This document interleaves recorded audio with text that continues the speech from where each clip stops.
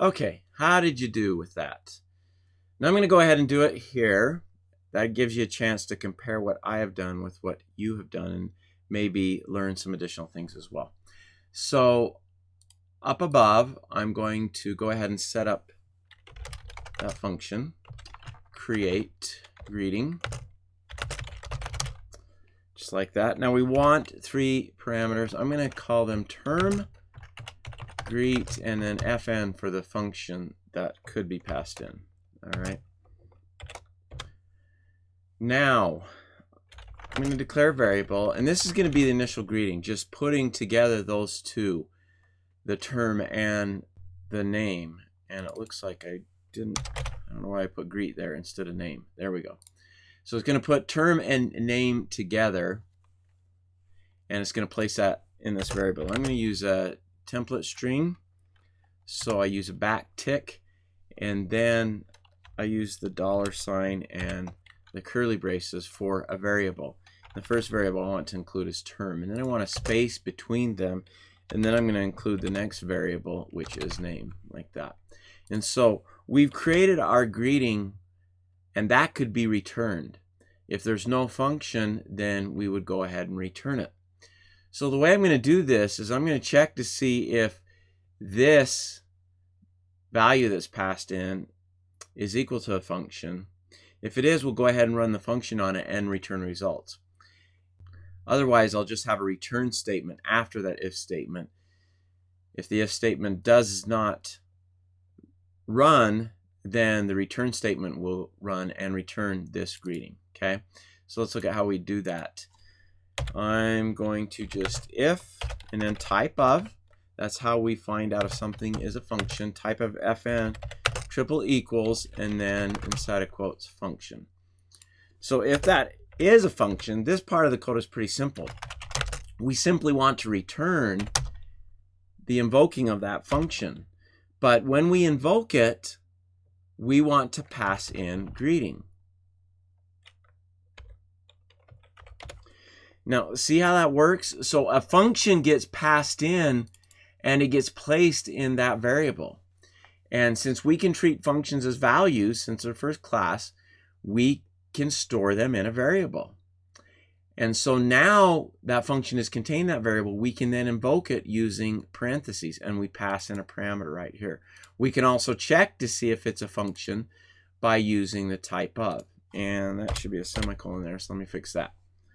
So this part really is not that difficult. Sometimes the more difficult part is what you pass in, the functionality you pass in, how you want to accomplish something.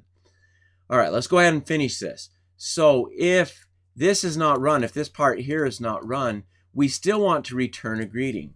And so on the very next line, I'm just going to put return greeting. And that way I can use this with a function or without a function. It makes it all the more flexible for me. All right, so let's go ahead and save that. And let's jump out here and see what we're getting. I'm going to open the console here. And I declared a greeting variable. Let's see what's in that now.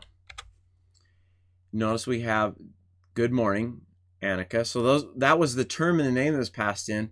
And then these exclamation points were what was added based upon the function I passed in. Let me just jump back to that call.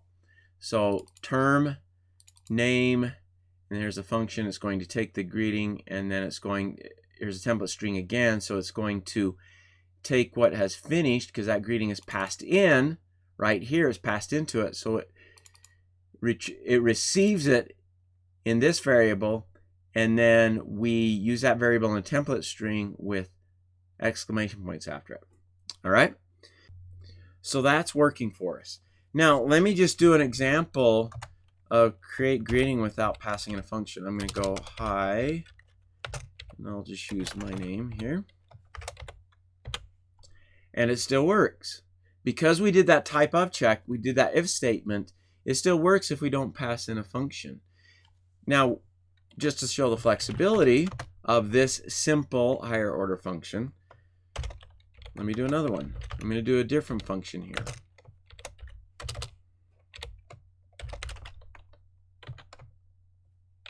If I can type correctly here. And now for this particular function, once again, we need a variable to accept the greeting that's passed into it. Doing an arrow function again, and I'm just going to convert it to uppercase. So something simple like that. So here's another example. Now if I press return, I get that syntax error. Can you see why? Notice I missed the comma right there. So I'm going to go back up, and I'll just come back over here. So the message says malformed arrow function. And the reason it's malformed is because we didn't have a comma separating. So once it got to it, it was considering this a part of it as well. And so considered it malformed. So now if I press return, and we get it all in uppercase. So it just shows an example of what we can do with this now very flexible function. All right, hopefully that was a good exercise for you in applying the whole idea of higher order functions. All right, let's move on.